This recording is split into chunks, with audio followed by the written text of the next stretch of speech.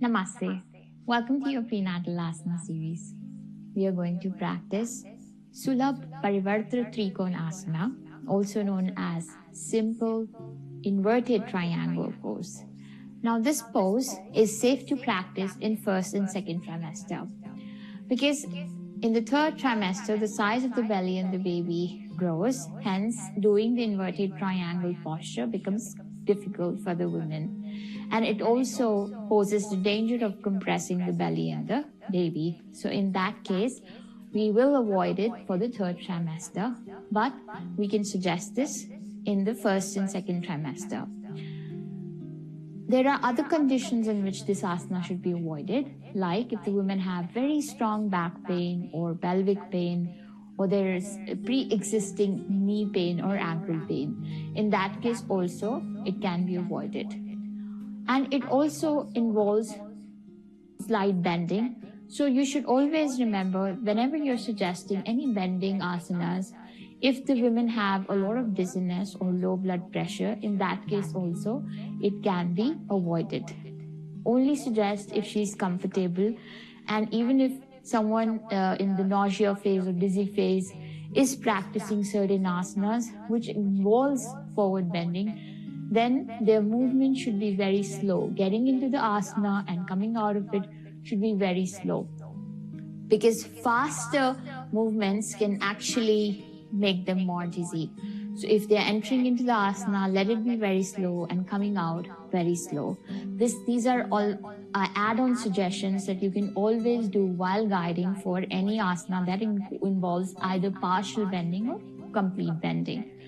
This asana is really helpful in strengthening the legs, can help allow the blood circulation to flow in the legs and hence strengthening the leg muscles, also strengthen the hip muscles.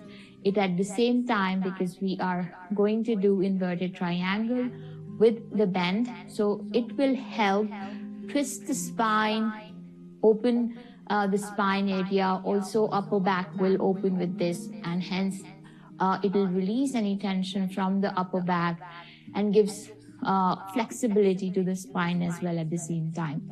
And because we are doing a bit of twist also here, so what it does is it opens the abdomen muscles and also opens the chest. In the first two trimester, what we are trying to do is create a bit more rib space so that the baby can grow well. So hence this asana helps in that, in opening the upper abdomen a little bit and creating a bit more space for the baby. But at the same time, in the third trimester, the baby has already grown, so we are not compressing this. So that's the idea behind it. This asana also improves your balance. It helps you regulate the nervous system, strengthen the nervous system.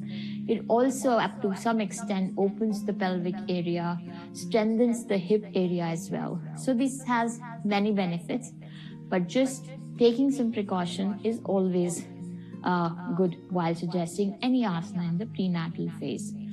So the way we practice this is simply creating some gap in between the legs. Even in the late second trimester, there is some tummy space that we require specifically in the bending asanas. So be always mindful of the size of the belly and the baby. For some women, the size of the belly can be even larger, even in the late second trimester. So just keeping that in mind is very, very important. Now, in this one, once we have created gap in between both the legs, we will begin to bend forward and try touching our alternate hand to the alternate feet. And we will then raise one arm up in the air. So taking long and deep breaths here.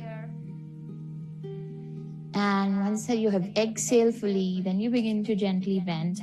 I'm in my third trimester with the 9-month baby in here, so I will only reach wherever is comfortable and does not compress the belly and the baby. But the idea is to actually reach the feet. So I'll stay here on my lower leg and then raise the other arm. Also, the simpler version can be, because it can be a lot more stretching to raise one arm, the simpler version can be, you can keep one arm right resting at the back, and this allows the bend to go a bit forward. Stretching one arm can make your chest open and allows the chest area to open, but if that's difficult, one can keep the arm on the back and just reach wherever is possible. Slowly coming back. And now, going to the other side. Reaching wherever is best and comfortable for the baby and the belly. Alternate side.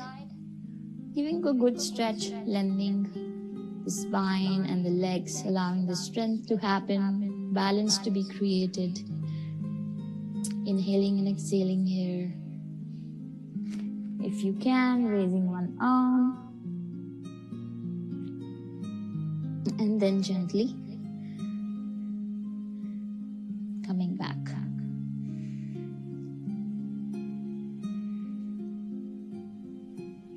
Coming back to center. So this asana, just being mindful of all the things that I shared, and no compression of the belly, never holding the breath, keeping the breath regulated. Specifically, in the later trimesters, breathlessness is a common phenomena as the lungs shrinks. So there are many organs that begins to shrink, and as the uterus is taking more and more space in the women's body. So being mindful that the lungs have lesser capacity to breathe. So long and deep breathing during the asanas should be reminded to women, otherwise she'll go into breathlessness very soon. So just being mindful of that, reminding her to maintain her balance all the time is very necessary. Just taking care of these things, rest this asana is very helpful in many areas. Thank you.